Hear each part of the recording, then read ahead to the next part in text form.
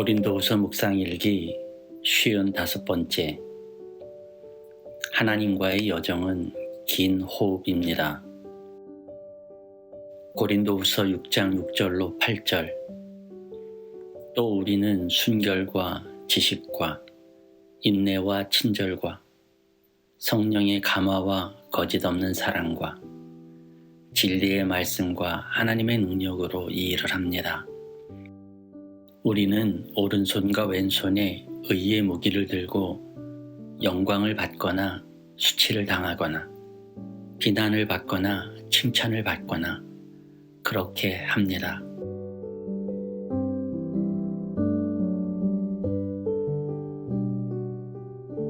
좋은 아침입니다. 날이 많이 찹니다. 이제 영하의 날씨도 머지않은 것 같네요. 환절기에는 건강에 조심하셔야 합니다.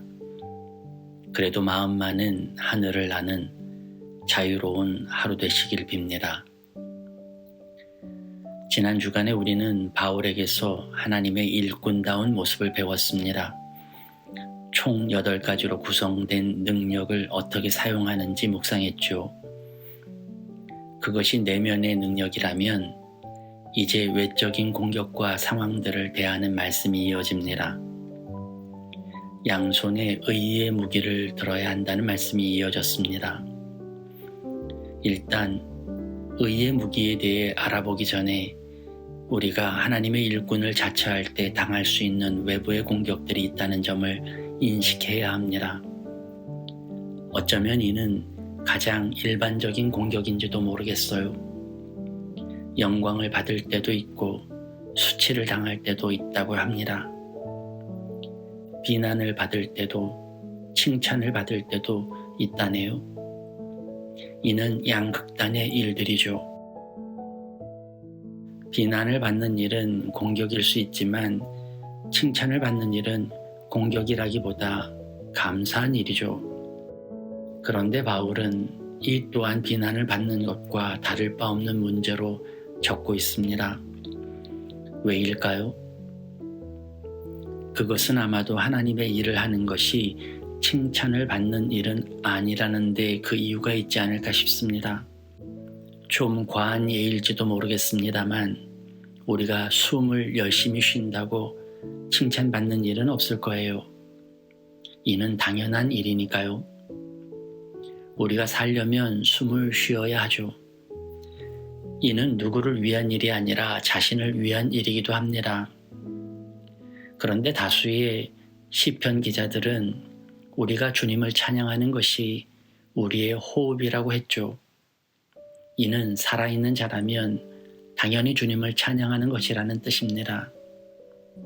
우리의 생명이 주님의 것이고 우리의 잘됨이 주님이 바라시는 일이기에 우리가 주님과 동행하는 것은 당연한 것이죠. 때론 주님을 따르는 일을 무슨 벼슬로 여기는 이들도 있죠. 특별한 권리나 권세로 생각하는 사람들이 있습니다. 마치 자신만이 가진 권한인 것처럼 남들을 무시하는 경우도 있어요.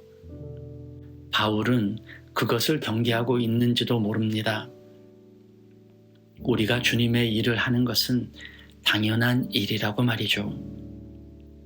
주님의 이름으로 누군가를 돕는 일은 살아 숨쉬는 사람이라면 당연한 것이라고 말입니다. 주님의 사랑이 내재되어 있는 이들은 긍휼과 용서를 베풀고 좋은 것을 전하며 내가 잘 되는 것처럼 남도 잘 되기를 바라는 사람들이라고 말입니다. 그런데 그게 참 힘들죠. 그래서 바울은 우리 양손에 의의 무기를 들어야 한다고 말했는지도 모르겠습니다. 저는 의의 무기가 무엇인지 잘 모릅니다. 그리고 그 무기가 무엇인지를 밝히는데 힘쓸 생각도 없어요. 이미 의라고 하는 단어에서 우리는 그 무기가 어떤 종류의 것인지를 알 수 있기 때문입니다. 그리고 상황에 따라, 때에 따라 그 무기는 매우 다양한 도구와 방법으로 우리에게 다가올 것이기 때문에 특정할 수가 없다는 생각입니다.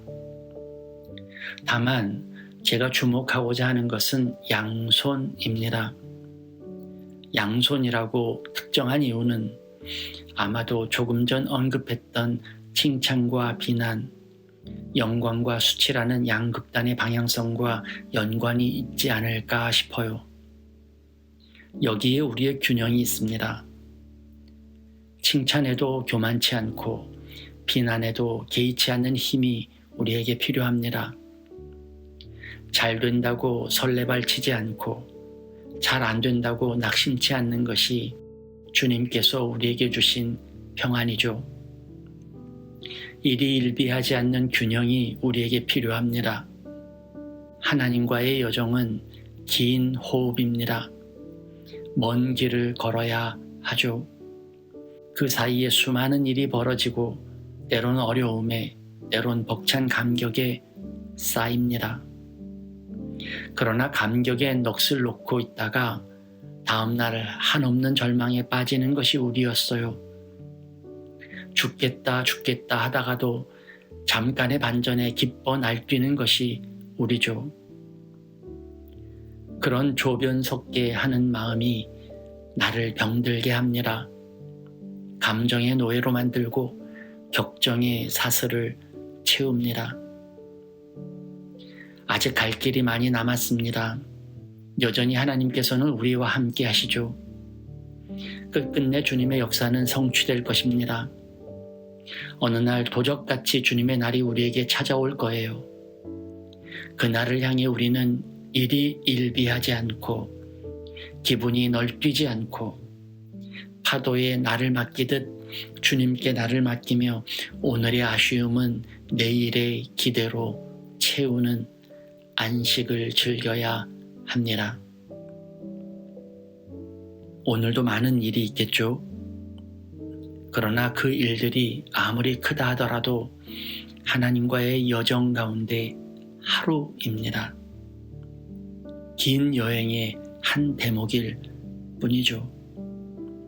그렇게 넉넉한 마음으로 오늘을 사는 여러분 되시길 빕니다.